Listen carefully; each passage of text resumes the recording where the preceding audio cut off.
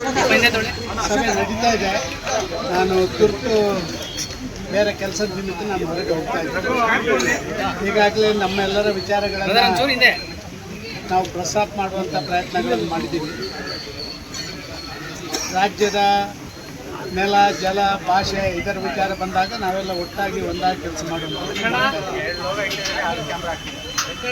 ಏನೋ ದೇವರ ದಯದಿಂದ ಕಳೆದ 2-3 ದಿವಸಗಳಿಂದ ಕಬಿನಿ ಭಾಗದಲ್ಲಿ, ವಯನಾಡು ಭಾಗದಲ್ಲಿ ಮಳೆಯಾದ ಕಾರಣ ನೀರು ಓವರ್ಫ್ಲೋ ಆಗಿ ಹೋಗ್ತಾ ಇರುವಂಥದ್ದು, ನಾವು ಕೊಡಬೇಕಾದಂಥ ನೀರನ್ನು ವರ್ಣನೆ ದೇವರ ಕೊಟ್ಟ ಹಾಗೆ ಆದ ಕಾರಣ ಸ್ವಲ್ಪ ಮಟ್ಟಿನ ನಮ್ಮ ಆ ಒಂದು ಏನು ಗಂಭೀರತೆ ಇತ್ತು ಅದು ಕಡಿಮೆ ಆಗಿದೆ ಅಂತ ನಾನು ಭಾವಿಸ್ತಾ ಇದ್ದೀನಿ. ಅದು ಅಲ್ಲಿ ಪ್ರಸ್ತಾಪಗಳಾಯಿತು. ಆದರೆ ಕಾವೇರಿ ಜಲಾನಯನದಲ್ಲಿ ಇನ್ನೂ ಕೂಡ ಭಾರಿ ದೊಡ್ಡ ರೀತಿಯಲ್ಲಿ ನೀರಿನ ಕೊರತೆ ಇರುವಂಥದ್ದು.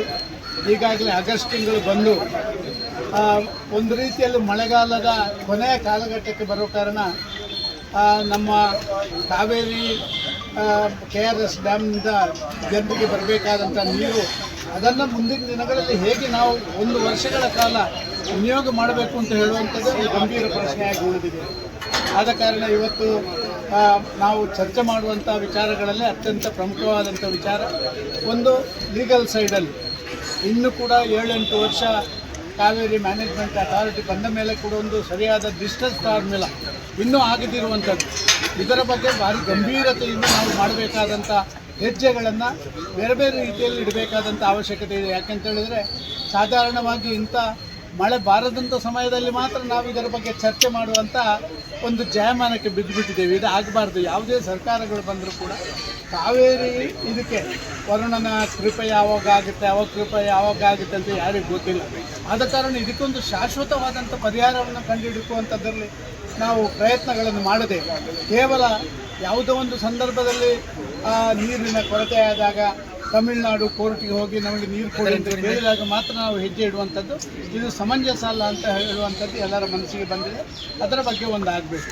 ಎರಡನೇದಾಗಿ ಲೀಗಲಿ ಇವತ್ತು ತಮಿಳುನಾಡಿನ ಆ ಬೇಡಿಕೆಗಳನ್ನು ಒಂದು ರೀತಿಯಲ್ಲಿ ಕೇಂದ್ರ ಸರ್ಕಾರ ತಿರಸ್ಕಾರ ಮಾಡುವಂಥದ್ದು. ಈಗಾಗಲೇ ಮೇಕೆದಾಟಿನ ಬಗ್ಗೆ ಮತ್ತೊಂದರ ಬಗ್ಗೆ ಪ್ರಶ್ನೆಗಳು ಬಂದಂಥ ಸಂದರ್ಭದಲ್ಲಿ DMK ಸದಸ್ಯರು ರೈಸ್ ಮಾಡಿದಾಗ ಭಾರಿ ಕೇಂದ್ರ ಸರ್ಕಾರ ನೇರವಾಗಿ ರಾಜ್ಯ ಸರ್ಕಾರದ ಆ ಬೇಡಿಕೆಗಳು ಏನುಂಟು ಅದು ಸರಿ ಅಂತ ಹೇಳುವಂಥ ರೀತಿಯಲ್ಲಿ ಒತ್ತು ಕೊಟ್ಟದ್ದು.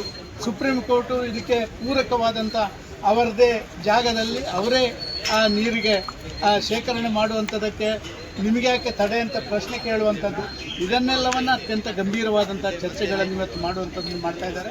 ಗಂಭೀರ ಚರ್ಚೆಗಳನ್ನು ಮಾಡ್ತಾ ಇದ್ದೇವೆ.